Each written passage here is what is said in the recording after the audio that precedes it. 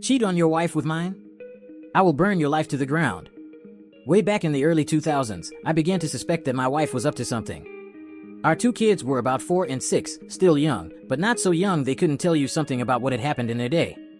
They started talking a lot about staying with my wife's parents during the day, which wasn't really that strange in and of itself, but since they lived about 90 minutes away, doing so 2 or 3 times a week seemed a bit much. That was basically every day she wasn't working at her part-time job.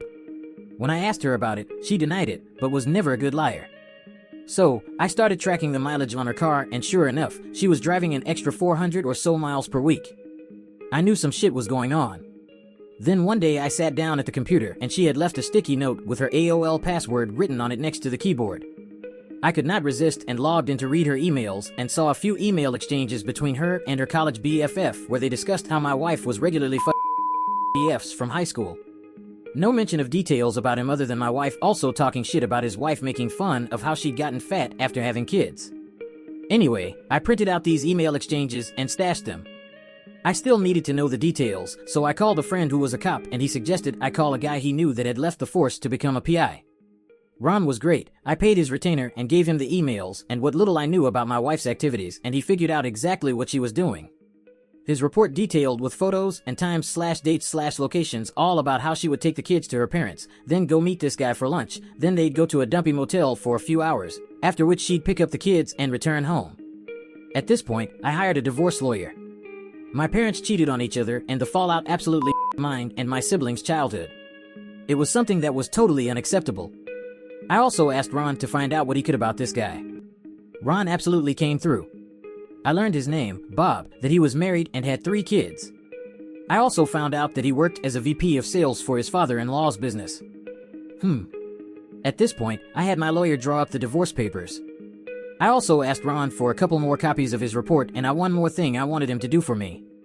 On the same day I had my wife served with the divorce papers at her work, I had Ron meet with this guy's wife and show her everything he'd found out. She seemed nice, and I figured that she deserved to know what her dear hubby was up to. What she did with that information was up to her. While the information about my wife's infidelity didn't really matter in my divorce proceedings, Bob's wife did a real number on him. According to the publicly available court documents from the divorce and other related proceedings, she cleaned out their joint account, took the kids, and left. As soon as her dad found out what he'd done, Bob was fired, and since her parents actually owned the house where Bob and his wife lived, he also got evicted. Their divorce was ugly. Lots of fighting in, and evidently out of, court. I guess Bob went to the house and started arguing with his wife, and it escalated to the point that her brother stepped in and Bob got his nose broken. There were restraining orders, a few more incidents with police reports, criminal charges, jail time, and so on. I can't find Bob on the internet anywhere these days. Last I heard, he'd left the state and his ex-wife did okay. She went to work at her dad's company and took over after he retired. As for me, my ex and I got along well enough. I didn't engage with her on anything that wasn't related to the kids, and now that they're both adults, I don't talk to her at all anymore. I don't hate her or anything, but I only care in the context that she is my kids' mom and is important to them, nothing beyond that.